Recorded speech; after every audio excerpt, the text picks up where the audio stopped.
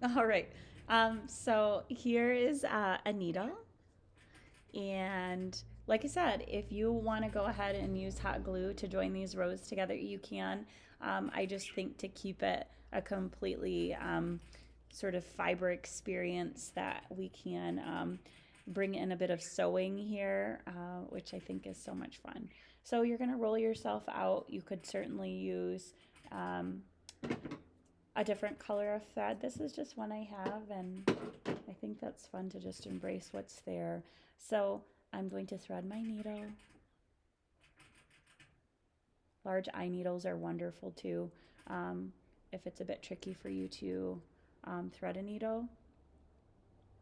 And I always like to double up my thread to make it a bit stronger as I am sewing. And so the one that I'm going to take into my fingers to kind of start is my first two little rows here. Um, I see I have a bit of my wire hanging out. I'm going to take my wire cutters and fix that. So I kind of hold them together and then I push towards myself with my needle. So I'm going to go through my red and into my orange, just catching the back of them. And then I'm going to pull it, pull it, pull it, pull it, pull it until I have a tiny little bit of my thread kind of hanging out the back.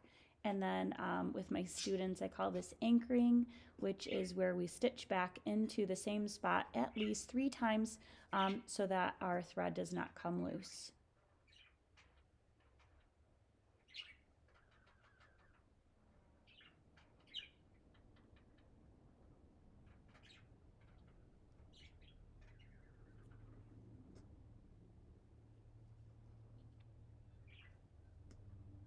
If your wrappings start to separate at all, like mine is there, you can always just pack those back together as you kind of do all of your finishing work, just to make sure everything looks really nice.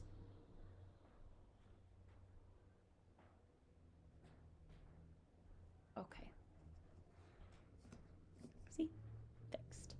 So I just ran my needle and thread just up, up, up until my first two rows were joined together. And then I went in to add in my third one.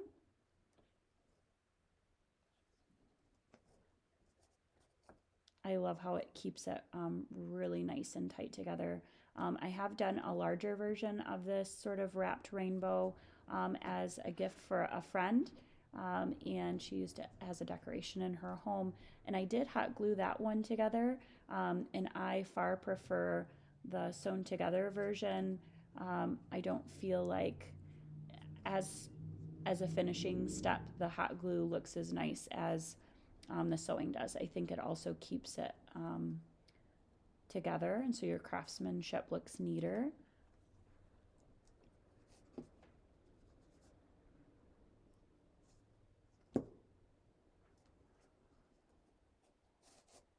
And if your curve becomes a little wider than you'd like, you can always just push your curve back together and kind of manipulate it into the shape that you wanted it to be.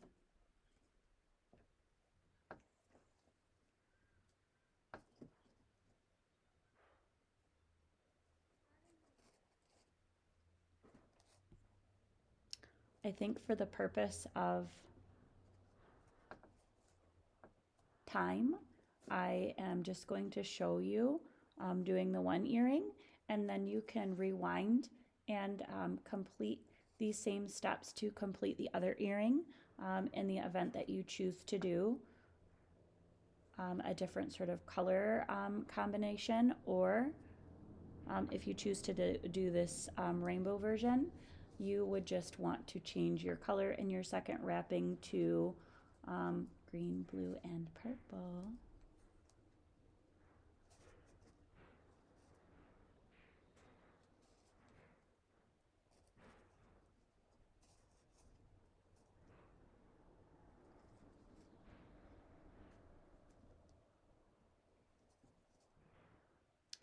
I think one thing that will help you as um, an artist is to just not be afraid, right? Maybe your first pair is not going to be your favorite pair, but as you get better and better and better, you do it more and more times, I think your work will improve, and so will your sort of opinion of yourself as an artist. Look at how beautiful that looks. I love it. Okay, now we just have our last row to get in, which is our tiniest row. He's the little baby in the fam.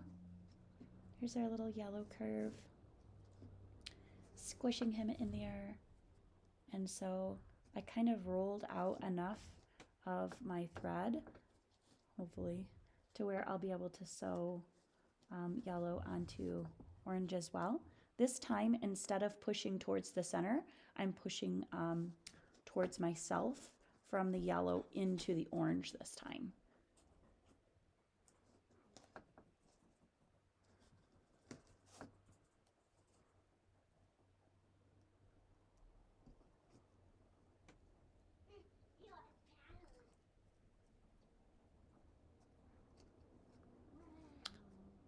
If you have something like an upholstery thread, I think that would be a good choice to use too for joining these together, because it is so such a strong sort of sewing project where you're trying to sew through yarn, and potentially even maybe you're dipping down far enough to get into your cotton cord. I'm really just trying to catch the yarn as I'm stitching through here, but getting a little bit into that cotton cord is not a bad idea, because it will keep your project a little more secure.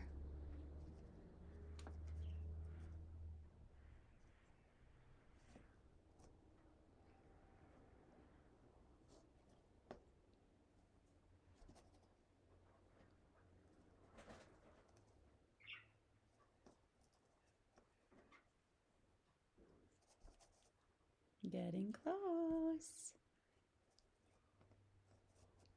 I always tell my students to save enough yarn so that they're able to anchor their work, which is stitching in that same place 3 times.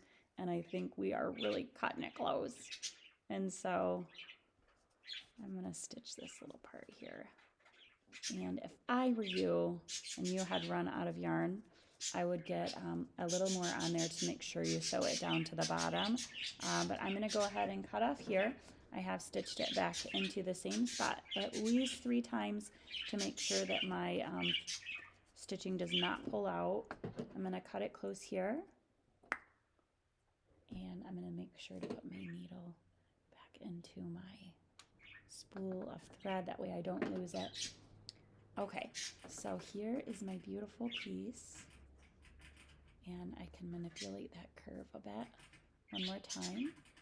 And then what I like to do next when I'm making these is I have been taking my comb and coming down here at the bottom, combing out your tassels here. And I like to really give it a good combing. That way it gets really fluffy and fun.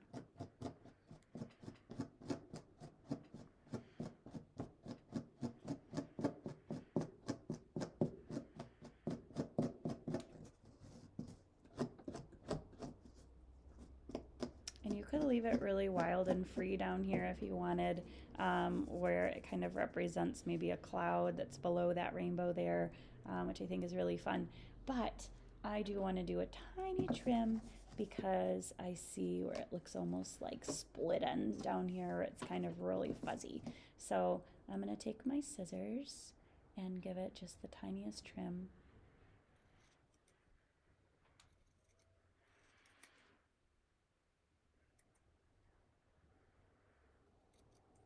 That looks so much better, but it still embraces the wild. And I'm going to do the same thing on this side. That way it's level with its neighbor. Oh, they're so cute. Can't. And so now we're ready to put on the jump ring and the earring wire. So I think the point of a jump ring in this project is, we haven't talked too much about jewelry yet, and I think that's that's a whole nother topic itself. But see this loop here? Let me show you this way. He is laying like horizontal, and so if you think about the way that an earring goes into your ear, right? So it would be back this way if I were putting it into my ear. And so when I go to hook this into the fibers on the top of my rainbow, it's going to want to hook in this way, which means that it's going to turn against my neck. And I see like this, and I really don't want it to do that. Like I want it to face the viewer, the person looking at me. So in order to make that happen, I need to turn my my earring wire. So I'm going to be using a jump ring to create that turn. You can get all sorts of different jump rings and different gauges. These are really, really gnarly. They're super, super strong, which is great, but they're really hard to open using this pair of pliers. And so it's really hard to see, but there you can see that little line at the very top. That is where the jump ring has been formed and the two sides come together. And so I gave my stepdaughter my other pair. And so I really would recommend using another pair of jewelry tool, another pair of pliers to separate these guys so that you don't mess up your manicure. Okay, so after you have it opened a little bit, what you're going to do is you're going to be feeding it through the very top of your rainbow. Okay. At the tippity-tappity up here.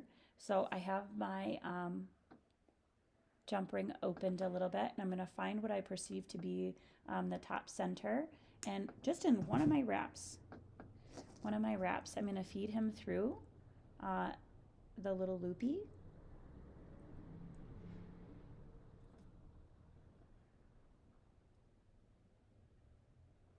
I'm taking my pliers here to see if I can lift up one of my wraps so that it's ready to go for my, you could even do this and then see if you can take your hand and feed it through.